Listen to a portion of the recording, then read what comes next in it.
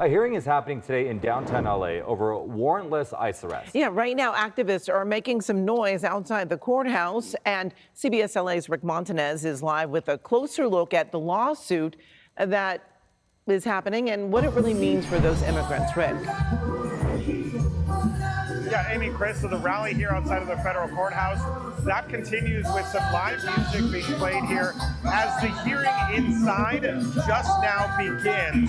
There are several immigration rights organizations that are suing the federal government to stop ICE's immigration tactics. These advocates say this could be one of the most consequential days of their fight against the Trump administration. The ACLU, the UFW, CHRLA, and other civil rights groups began creating this lawsuit on behalf of 5 individual Latino workers arrested last year. So the case claims the Trump administration's immigration enforcement here in SoCal is unlawful in some situations where ICE agents do not obtain warrants from a judge. Secondly, the suit also claims the federal agents routinely make arrests without conducting what's called a determination of escape risk as required by federal law. The ACLU says the legal team looked at 113 arrest records and found about 80% of them failed to include individualized assessments. Today's hearing is to see whether a judge will grant a preliminary injunction for these types of arrests as this lawsuit makes its way through the court system. I've reached out to the Department of Homeland Security on these claims, and I'm still waiting to hear back.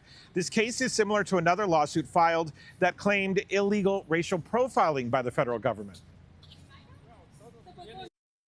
Behind those numbers are workers who have been detained, families who have been separated, people who are afraid to go to work, people who are afraid to stand on the corner to indeed walk across the street.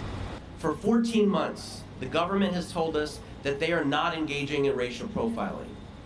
For 14 months, the government has told us that every stop that they have made is lawful and based upon reasonable suspicion of wrongdoing.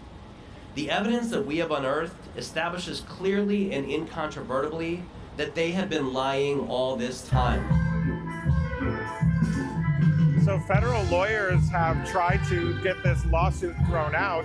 As recently as Tuesday, the judge had a hearing where she announced that is not the case, that they can move forward with this lawsuit, which brings us to today's hearing, and we'll keep you posted on what happens in the courtroom. Reporting live in downtown Los Angeles, Rick Montanez, CBS LA. All right, Rick, thank you.